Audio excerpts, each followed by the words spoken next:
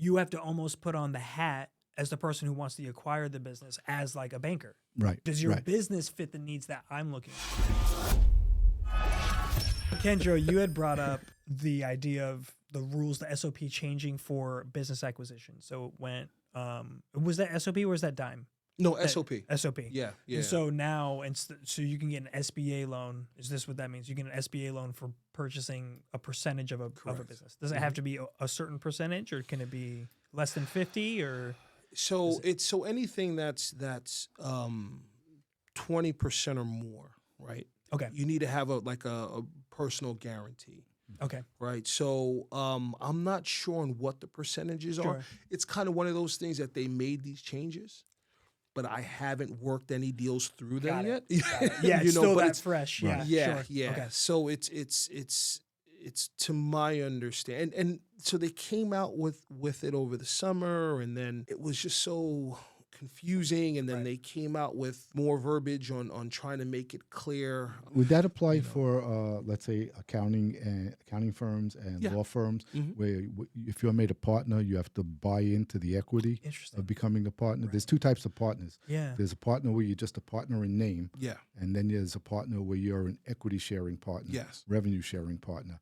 Now, in that particular case, you have to come up with quite a bit of money. Right. In order to buy into that partnership. It's to my understanding that, yes, it will be applicable in those situations. Yeah. Oh, so you could get, so if you're a lawyer and you made partner at your firm, then equity you could.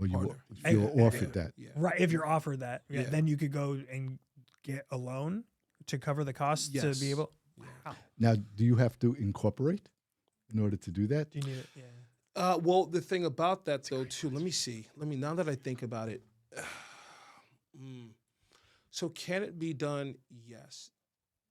Now that I think about it, it's to my understanding that no, it wouldn't be a separate incorporation. So that law firm in actuality or that accounting would have to guarantee the loan.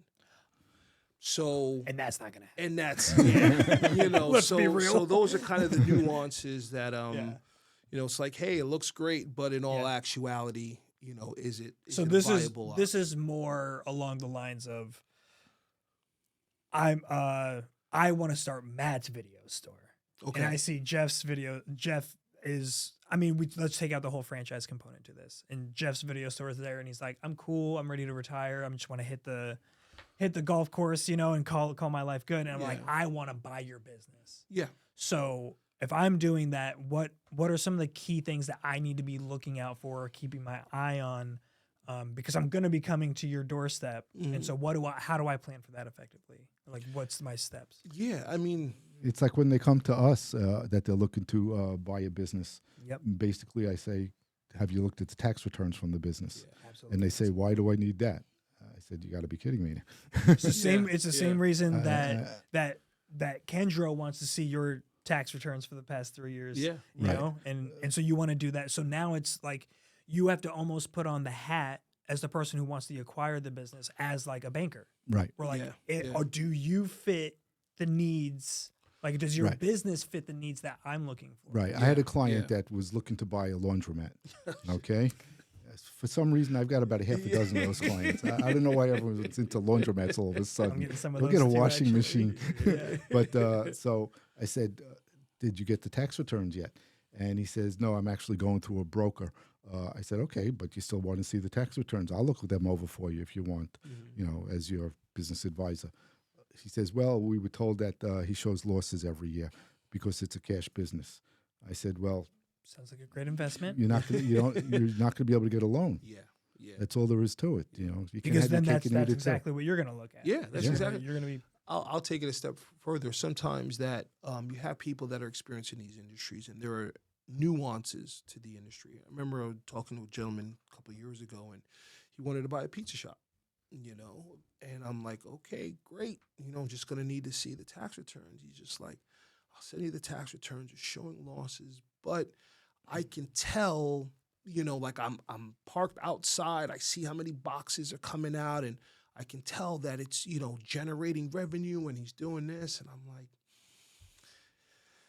sorry. Yeah. Yeah. We're still not making a profit. Yes. Yeah. We need tax returns. We're a financial institution. You know? So is it the same kind of thing then for the business? We ran through the example of up and running, 4 years, 5th year is not so great, and we're looking for that money. Is it the same kind of thing that if somebody is convinced, I actually have a client right now, I don't want, because this is like a very active situation, I don't want to give too many details, but I have an active client right now who is in that boat.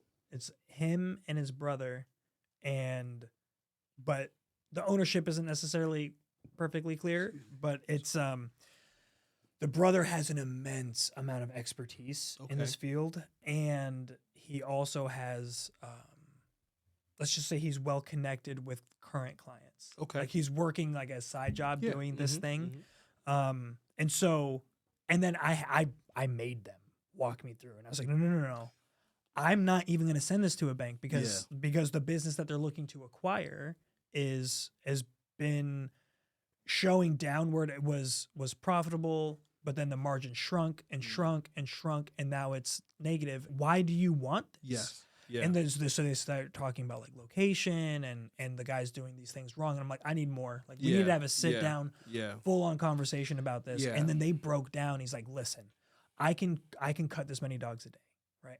And this place was mixed messaging. They were selling dogs and they were grooming. All we want to do is groom. Okay. But I have the expertise and I know how to do this. And I know that I can get these supplies for this much through these suppliers, and then it'll work like that. And so at the end of it, it's like, this is how we're going to be profitable. And they actually had like a very clear cut plan and understanding. And I was like, now we can have the conversation, right? Like that's where the difference gets made. So is that kind of what you guys are looking for, in the sense like if somebody's going to come up and it's not necessarily ideal? Well, that makes sense, right? And that's great for a go forward basis, right? That the projections, assumptions, that's how the loan is going to get repaid in the future.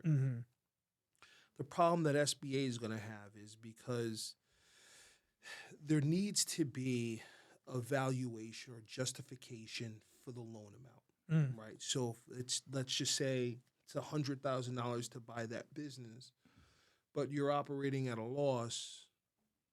We're going to do a business valuation. Well, we can include some add backs, things of that nature. But at the end of the day, what are you buying? You're not buying the potential future revenue that you can generate. Got it. You're buying the historical. Wow. That's what the business's value is. And if you're running at a loss, that value's going down. Right. Yeah. They have to justify the price. Yes. Of the purchase of the business. Yeah. And so then you can use that in a negotiation as a leveraging tool to negotiate the price down.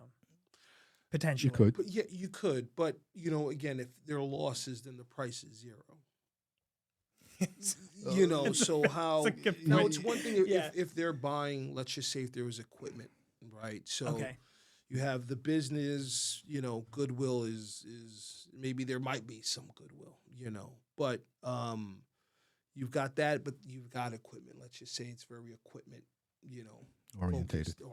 So then we'll do an evaluation on the equipment, and depending on where that's coming in at, that's really where the funds are going to, Right. But maybe right, what could be an option is maybe there's some type of like seller's note or something like that. Jeff, did you have any sort of questions about business acquisitions or any sort of input that you wanted to add to this? With business acquisitions, you have to take a look at what industry they're in. Really, a lot of clients that I speak to, they want to buy a cash type business, and I try to discourage them from doing something like that. With today's technology, they could figure it out whether you're pocketing a ton of money. I'll give you an example. Pizza place. I mean, the first thing they're going to do is say, all right, I want to see how many boxes you bought in the year, how much dough you bought in the year, and they're going to figure out how many pies were being purchased. And if you're not near that, if you're 50% of that, so why'd you have to buy all that stuff? There's ways, and that's New York State sales tax will come down on you. Yeah. They're the ones that do that. They target cash business industries every year. My cousin was a New York State sales tax auditor, and every year it was a different target. All right, Kendro, is there any sort of advice that you would give to, I mean, pick your poison, to somebody that's in a startup that's considering, starting their own business, or a business that's looking to expand or get a loan? I absolutely love people who are looking to buy the existing businesses that they're working at, right, or they're working for. That is, oh my goodness. That's such a nice transaction right now without salivating. Like that's really that is awesome. Like it doesn't get any better from a business acquisition. Because not only do you standpoint. understand the industry, but that specific business. You know the itself. customers. You know things that could turn things around if that's needed. So it's you have so much inside. So Kendro is advocating hostile takeovers. Yes. Go to a business. No, Work not there really, for not really, not 15 really. years. Yes. And then the long game, right? No, but that's a good point. So and this goes to, a little bit even more generalized advice. If you're thinking about, if you're in a position, I just got a call from a college student that was like, I want to start a business. I don't care what it is. I just want to start one. Mm-hmm. And then, so that's when we start talking about passions. They're like, no, it's about time. And I was like, no, it's not. Yeah. No, it's not. Like, figure out what it is that you're interested in and spend some time, like, getting into things that and realize that you're like, I'm not that interested into it. Yeah. But then you figure it out, and then if you find a good place that's, obviously that's not a huge name business or something, and you can get in there and work on the inside and start to develop the relationships and understand how it works. Mm-hmm. It's not like a guarantee that someday you're going to be able to buy it, but it's on the table, and you're getting industry experience. It was really great to have you on, and thank you for sharing all of this information. I think this is going to be so helpful for people in all of these different various stages of the business kind of life cycle. Mm-hmm. If people wanted to get in touch with you specific, because they're like, man, I like Kendro. Kendro's good people.